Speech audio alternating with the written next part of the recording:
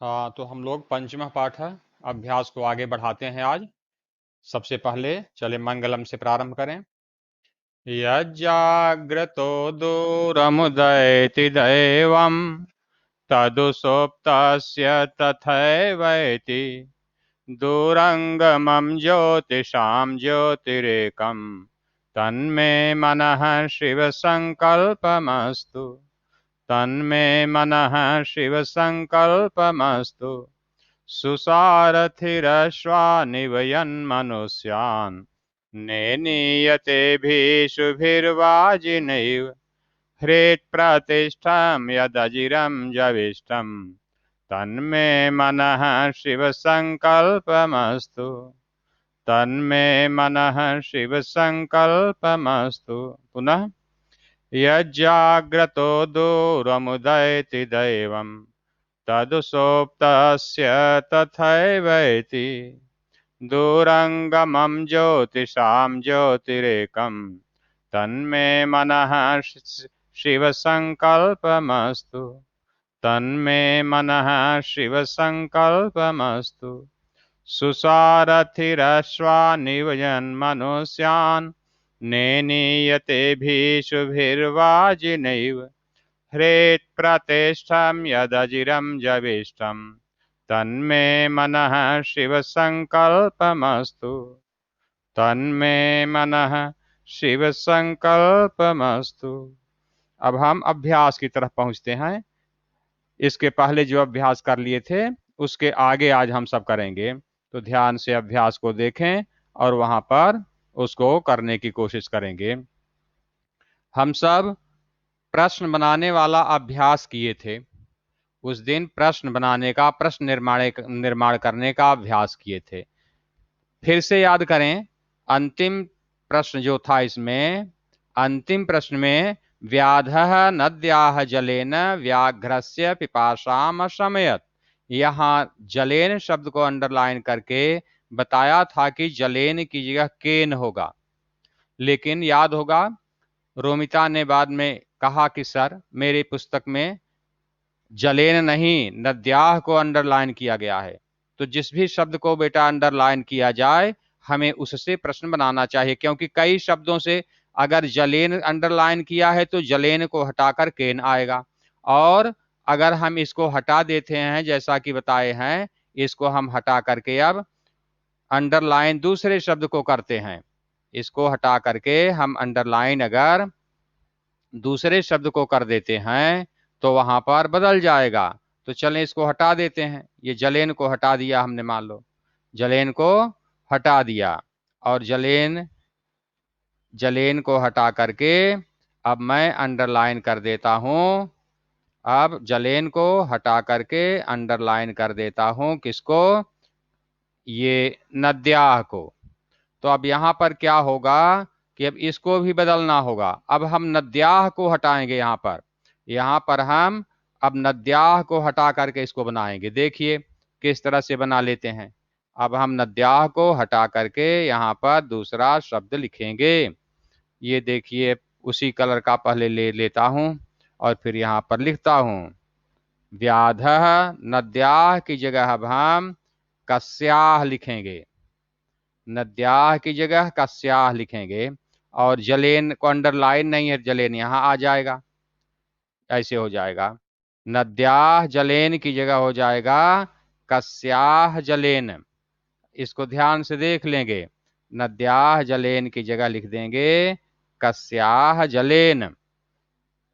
और अगर व्याधः अंडरलाइन होता तो व्याधः को हटाकर हम कह लिख देते और उसको पूरा दोहरा देते। इसका मतलब हो गया शिकारी किसके पानी से व्याघ्र की प्यास बुझाया।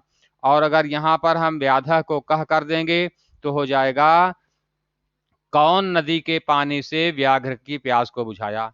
और अगर हम व्याघ्रस को हटा करके कस्य कर दें, इसका मतलब हो जाएगा शिकारी ने नदी के पानी से किसकी प्यास को बुझाया। तो इस तरह हम जिस शब्द को हटाएंगे उसी का उत्तर आ जाया करेगा। तो आप ये ध्यान दिया करें कि कौन सा शब्द अंडरलाइन है तो उसी शब्द को हटा करके हम लिखेंगे। तो वह प्रश्न जो जलेन वाला लिखे तो ये होगा, और नद्याह अगर अंडरलाइन है तो इस तरह का होगा, तो इसको भी आप लोग लिख लेंगे और सुधार लेंगे।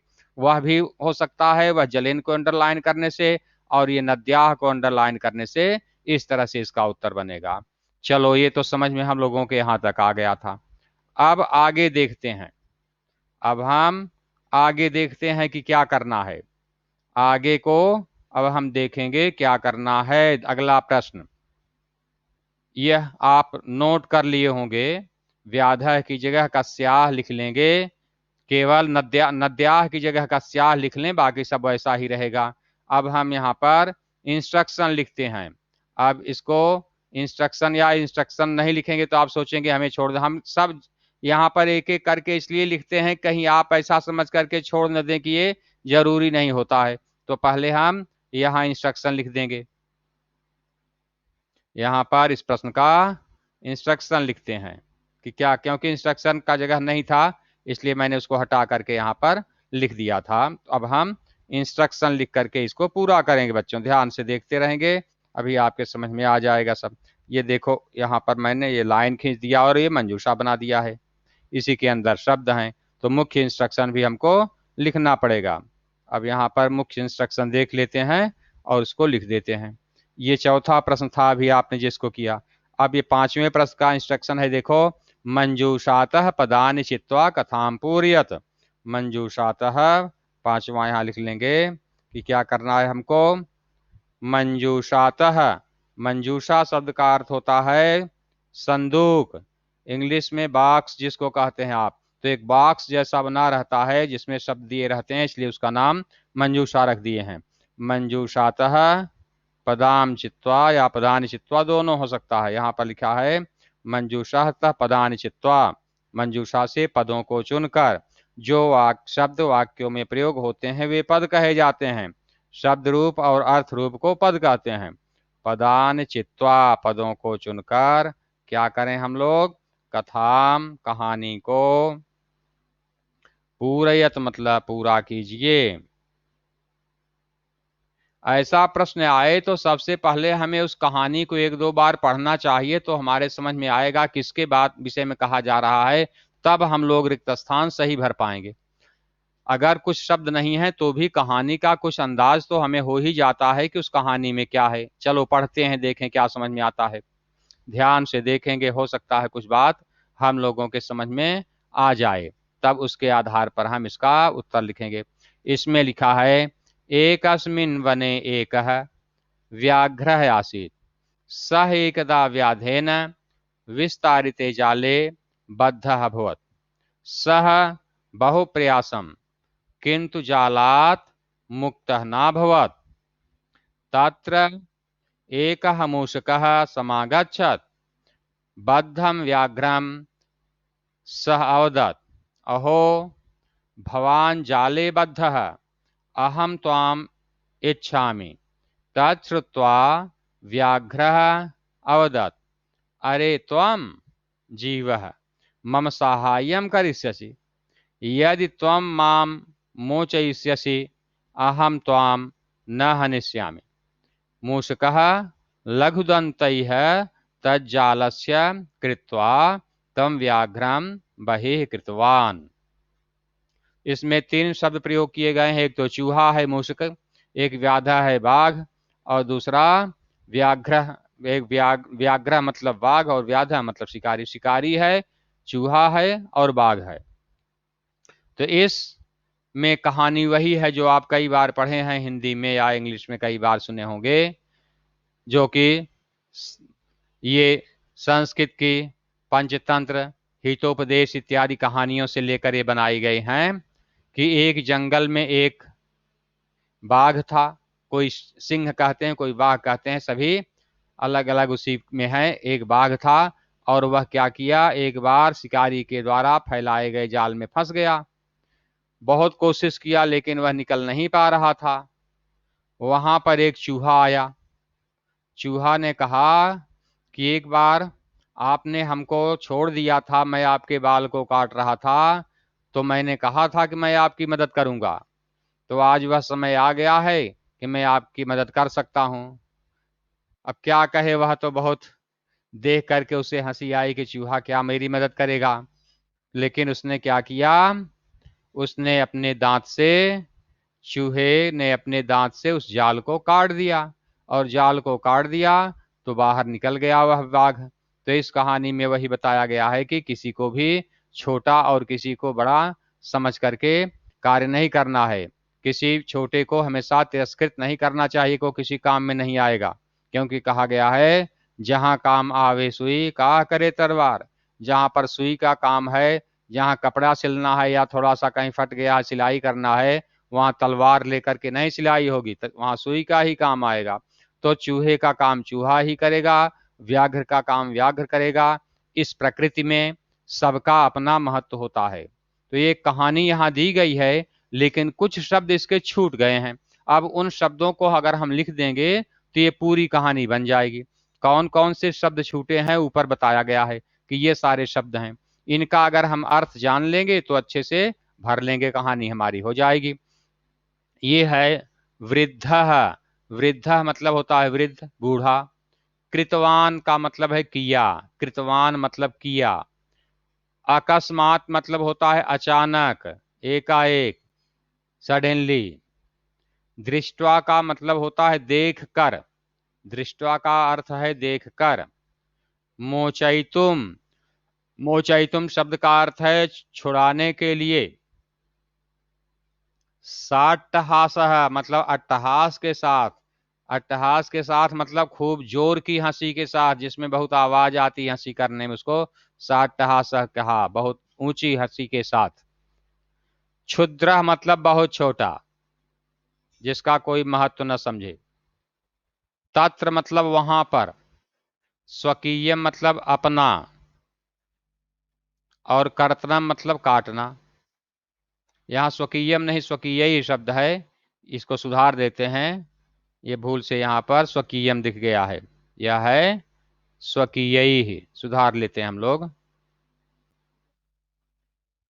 स्वकीय मतलब अपने, कर्तना मतलब काटना। अब इन शब्दों की मदद से हम कहानी को पूरा करेंगे। अब ध्यान से कहानी देखते चलें, और जो खाली स्थान है वहां पर लिखते चलें, उन शब्दों को अंडरलाइन करते चलें। एक जंगल में एक था बाघ था। कैसा बाघ था, इसमें अगर सब शब्द देखेंगे तो आएगा शब्द वृद्धः पहला, बूढ़ा बाघ था। तो यहां पर हम लिख देंगे वृद्धः, बूढ़ा बाघ था।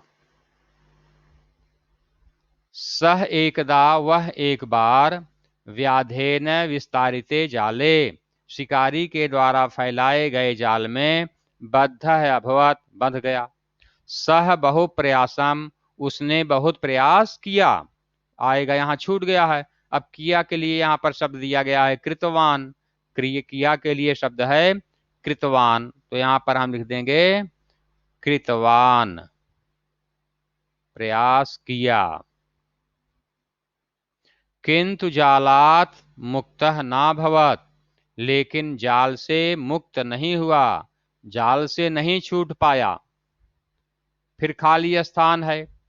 तत्र एकः मूषकः समागच्छत्, वहां एक चूहा आया। तो खाली स्थान में शुरू में क्या भरना पड़ेगा हमको, कैसा एक चूहा वहां आया, कब आया, कहा कि अकस्मात, अचानक वहां पर एक चूहा आ गया। तो यहां पर हम लोग लिख देंगे अकस्मात, अचानक वहां पर चूहा आया, अकस्मात, अचानक वहां एक चूहा आ गया। बद्धम व्याघ्रम, बधे हुए उस बाघ को, खाली स्थान है, सहतम अवदत वह उससे बोला। तो बधे हुए व्याघ को क्या करके बोला, देख करके, जब देखा कि वहां पर व्याध, वहां पर बाघ बधा है, तब वह बोला। तो इसके लिए शब्द आ जाएगा दृष्टवा। दृष्टवा मतलब होता है देख कर। तो यहां पर हम लोग लिख देंगे दृष्टवा, देखकर, देखकर उसने कहा, देख करके बोला, देखकर कहा। क्या कहा, अहो अरे, भवान जाले बद्ध है, आप तो जाल में बंध गए हैं। अहम त्वाम, मैं तुम्हें डैश है इच्छामि, चाहता हूं। क्या चाहता हूं? मैं तुम्हें छुड़वाना चाहता हूं, जाल से बंधे हुए हो तो। यहाँ पर मोचयितुम शब्द दिख रहा है आपको, तो मोचयितुम, छुड़वाना चाहता हूं, तो मोचयितुम शब्द यहाँ पर हम ला करके लिख देंगे। यहाँ पर हम लिख देंगे मोचयितुम इच्छामि, मोचयितुम। ये पूरा हो गया वाक्य। तच्छ्रुत्वा, वह बात सुनकर, व्याघ्र, वह बाघ, अवदत, बोला। क्या करते हुए बोला? कहा कि जब चूहा कहा कि मैं छुड़ाऊंगा तो खूब हंसी आई कि छोटा सा चूहा क्या छुड़वाएगा। तो यहाँ पर वह शब्द मिल जाएगा हमको, यहाँ पर शब्द मिलेगा साट्टहासः। खूब हंसते हुए, हंसी के साथ बोला। उसको हंसी आ गई चूहे की बात सुन करके। साट्टहासः वदत्, हंसी के साथ बोला। यहाँ पर हम लिख देंगे साट्टहासः,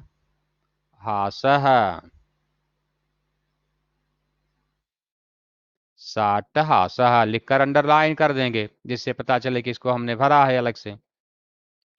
अरे त्वम, अरे तुम, जीवः, जीव, मम साहाय्यम करिष्यसि, मेरी सहायता करोगे। तुम कैसे जीव हो? वह कैसा जीव समझ रहा है उस चूहे को? वो बहुत छोटा तुच्छ जीव समझता है, जिसका कोई महत्व ही नहीं है। इसलिए यहाँ पर शब्द है क्षुद्रः। तुम क्षुद्र जीव हो, बहुत छोटे प्राणी हो, तुम मेरी क्या मदद करोगे? नहीं कर सकते हो। ऐसा उसके मन में विचार आया। तो यहाँ पर आ जाएगा शब्द त्वम क्षुद्रः जीवः, तुम बहुत तुच्छ प्राणी हो, छोटे जीव हो। यदि त्वम माम मोचयिष्यसि, चलो ठीक है, अगर तुम मुझे छुड़ा दोगे तो क्या होगा? अहम त्वाम न हनिष्यामि, मैं तुम्हें नहीं मारूंगा, कभी भी तुम्हें मैं मारूंगा ही नहीं। तो यदि के साथ तर ही का प्रयोग, यदि ऐसा है तो ऐसा है, तो यदि के साथ तर ही का प्रयोग करते हैं। तर ही मतलब तो, देखें यहाँ पर दिखेगा लिखा हुआ तर ही, तर ही नहीं तत्र हो गया है, यहाँ पर इसको तर ही शब्द करना है। यहाँ पर तर ही शब्द होगा, इसको सुधार देते हैं। यह है तर ही, तर ही शब्द आएगा। चले यहाँ पर हम लिख लेते हैं, यहाँ पर लिख देंगे तर ही, यदि के साथ तर ही का प्रयोग होता है। तर ही अहम, तो मैं, त्वाम न हनिष्यामि, तुम्हें नहीं मारूंगा। मूषकः, वह चूहा फिर क्या किया? लघुदन्तैः, छोटे छोटे दांतों से। किसके छोटे छोटे दांतों से? अपने छोटे छोटे दांतों से। तो यहाँ पर अपने के लिए शब्द आया है स्वकीयैः, स्वकीयैः शब्द आया है यहाँ पर। तो यहाँ पर हम लिख देंगे स्वकीयैः, अपने, स्वकीयैः, अपने छोटे दांतों से, तज्जालस्य, उस जाल का क्या करके? कर्तन करके, काट कर। तो कर्तनम कृत्वा इसके लिए शब्द आएगा, इसके लिए शब्द आएगा कर्तनम कृत्वा। तो चले कर्तनम, देखें यहाँ पर दिया हुआ है, ये यहाँ पर दिख जाएगा आपको, ये कर्तनम शब्द यहाँ पर दिख रहा है। इसी शब्द को हम वहां पर लिख देंगे तो हमारा ये भी उत्तर हो जाएगा। खाली स्थान यहाँ भर देंगे, लिख देंगे कर्तनम, कर्तनम कृत्वा, काट करके, व्याघ्रम बहिः कृतवान, बाघ को बाहर कर दिया। तो इस तरह से अगर हम इनको लिखते जाएंगे तो हमारा उत्तर एकदम जैसा चाहिए हो गया और कहानी पूरी हो गई। ये जब परीक्षा में लगभग 5 नंबर का आता है, एक शब्द गलत हुआ तो बाकी सब शब्द आप इधर उधर गलत कर देते हैं और पूरा अंक चला जाता है। तो हमें इस तरह से पहले जो कहानी है उसको लिखनी है। कहानी लिखने के बाद खाली स्थान जो है वहां उचित शब्दों का प्रयोग करते हुए उसको पूरा करना है। इस तरह से जैसे मैंने यहाँ पर लिख करके आपको दिखाया है। पहले इंस्ट्रक्शन हम लोग लिखेंगे, उसके बाद जो मंजूषा के शब्द हैं वे लिखे, फिर उन शब्दों का प्रयोग करते हुए हम पूरी कहानी बना करके यहाँ पर लिख लिए, तब हम लोगों का ये कार्य पूरा हो गया। इस तरह से करना है हम लोगों को, इस तरह से हम लोगों को इसको करना है। ऐसा करेंगे तो ये काम आपका पूरा हो जाएगा। अब पांचवा देखेंगे, व्याकरण से संबंधित प्रश्न है। ये अपनी बुद्धि लगाएंगे तभी आएगा, नहीं तो आप ऐसे ही देखते रह जाएंगे और इसमें एक दूसरे का केवल पूछेंगे या नकल करके लिखेंगे। तो इसको बहुत अच्छे से समझें तो आपके समझ में आ जाएगा, तो प्रश्न आते ही आप उसका उत्तर लिख लेंगे। इसमें लिखा है यथा निर्देशम उत्तरत। निर्देशम उत्तरत था, मैं अलग अलग शब्द कर दिया हूं। जैसा निर्देश दिया गया है आप उस तरह का उत्तर लिखिए। क नंबर प्रश्न में लिखा गया है, ध्यान से देखेंगे। क नंबर प्रश्न आप लोग देखिए, यहां पर लिख रहे हैं सह लोमशिकायै सर्वाम कथाम न्यवेदयत।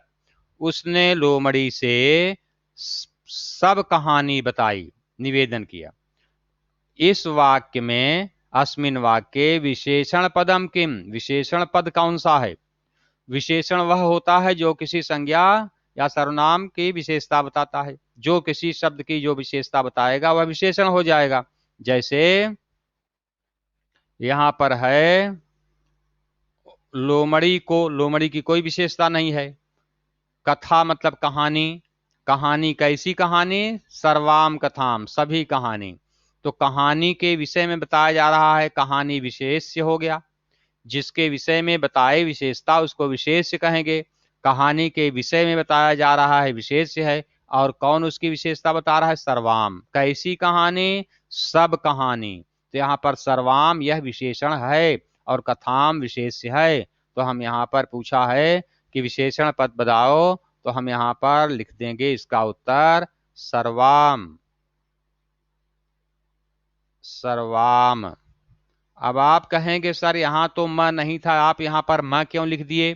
तो आपको बताया हूं कि अलग शब्द रहेगा तो म ही आएगा। यहाँ म के बाद क आया है इसलिए अनुस्वार हो गया है, और यहाँ क नहीं आया है तो अनुस्वार नहीं होगा। जब जब हलंत म के बाद कोई भी व्यंजन आएगा तब उसका अनुस्वार हो जाता है, और व्यंजन नहीं आएगा तो अनुस्वार नहीं होगा। इसलिए यहाँ पर पूरा सर्वाम शब्द हमने लिखा। आगे फिर व्याकरण से संबंधित प्रश्न है, ध्यान से देखेंगे। व्याकरण ध्यान से देखते हैं, समझ में आ जाता है, नहीं तो नहीं समझ पाते हैं। अहम त्वत्कृते धर्मम आचरितवान। मैंने तुम्हारे लिए धर्म का आचरण किया। अत्र यहाँ पर अहम मैं, इति सर्वनाम पदम, यह सर्वनाम पद कस्मै प्रयुक्तम, किसके लिए आया है? मैंने तुम्हारे लिए धर्म का आचरण किया। तो मैं कौन धर्म का आचरण किया था? चंचल। तो यहाँ पर मैं किसके लिए आया है? चंचल के लिए आया है। तो हम यहाँ पर बता सकते हैं कि मैं यह चंचल शब्द के लिए आया हुआ है, या कोई कह सकता है कि मैं यहाँ पर बाघ के लिए आया है। लेकिन यहाँ पर देखें, दिया गया है, शब्द ही दिया गया है। ये यहाँ पर चंचला हुक्तवान, चंचल ने कहा था अहम त्वत्कृते धर्मम आचरितवान, तो चंचल के लिए आया है। जिसके लिए आएगा शब्द उसमें चतुर्थी विभक्ति लगा करके हम उसका उत्तर लिख देंगे। तो यहाँ पर चंचल के लिए आया है तो हम लिख देंगे चंचलाय। यहाँ पर हम लिख देते हैं उत्तर, उत्तर लिख दिए हम चंचलाय, मतलब चंचल के लिए आया है। यहाँ पर लिख देंगे हम चंचलाय। चंचल के लिए अहम शब्द का प्रयोग किया गया है ये। फिर अगला प्रश्न है यहाँ, सर्वः स्वार्थम समीहते, बहुत बार आया है। सब स्वार्थ चाहता है। अस्मिन वाक्ये, इस वाक्य में कर्तृपदम किम, कर्तृपद क्या है? कर्तृपद मतलब कर्ता।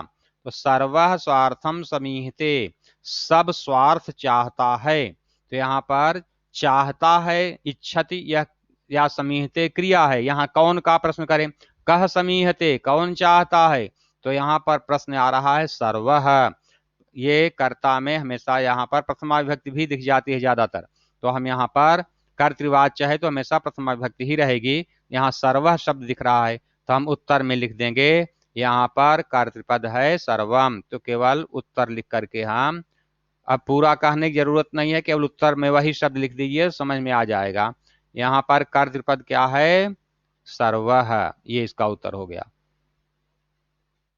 अब आगे देखें, आगे क्या प्रश्न पूछा जा रहा है। आगे यहां पर कह रहे हैं, सा सहसा चंचलम उपसृत्य कथयति। सा सहसा चंचलम उपसृत्य कथयति, वह एकाएक चंचल के पास पहुंचकर कहती है। अब इसके आगे प्रश्न दिया गया है, वाक्यात, इस वाक्य से एकम अव्यय पदम चित्वा लिखत, एक अव्यय पद चुन करके लिखिए। एक लिखा है, इसका मतलब एक से ज्यादा है इसमें।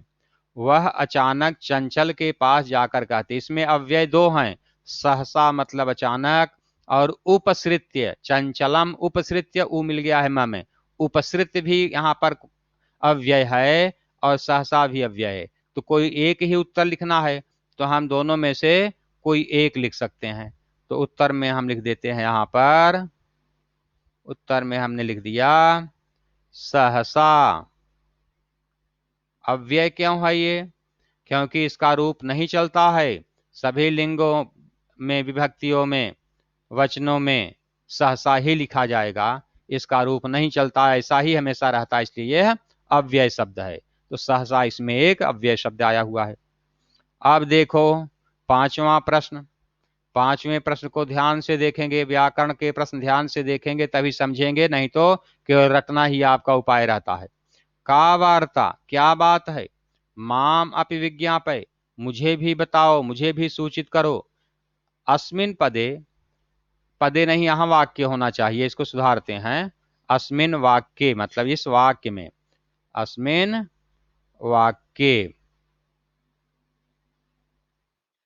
इस वाक्य में, अस्मिन वाक्य मतलब इस वाक्य में क्रियापदम किम, क्रियापद क्या है? पहले तो क्रियापद बताइए। चलो एक प्रश्न का उत्तर पहले हम बताते हैं कि क्रियापदम किम। उत्तरम, उत्तर में लिखते हैं क्रियापदम। तो क्रियापद इसमें है विज्ञापय, जो किसी का करना या होना बताए, विज्ञापय सूचित करो, यह क्रिया है यहाँ पर। तो हम लिख देंगे क्रियापद है विज्ञापय। और दूसरा पूछ रहे हैं उसके आगे, क्रियापदस्य पद परिचयम अपि लिखत, क्रियापद का पद परिचय भी लिखिए। क्रियापद का पद परिचय भी लिखिए। अब इसका हमें पद परिचय लिखना है, तो यहां लिख देते हैं पद परिचय। पद परिचय में वही बताया था, मूल धातु, लकार और पुरुष वचन, ये क्रिया में बताना होता है। तो इसमें ज्ञा धातु है, वी उपसर्ग है, ज्ञा धातु है, वी उपसर्ग ज्ञा धातु, और ऋजंत प्रयोग है, उसको आप न भी कहेंगे तो चल जाएगा। वी उपसर्ग है, ज्ञा धातु है, ऋजंत प्रयोग है, इसमें वी उपसर्ग है और ज्ञा धातु है। इसमें बता दें कि लकार क्या है, विज्ञापय, ये लोट लकार होता है, ये है लोट लकार। और पुरुष क्या होगा? पुरुष है मध्यम, विज्ञापयत विज्ञापयताम विज्ञापयत विज्ञापय विज्ञापयत विज्ञापत, ये है मध्यम पुरुष है, मध्यम पुरुष है, जैसे पठ, गच्छ। और वचन अगर बताना है आपको, हो जाएगा एक वचनम।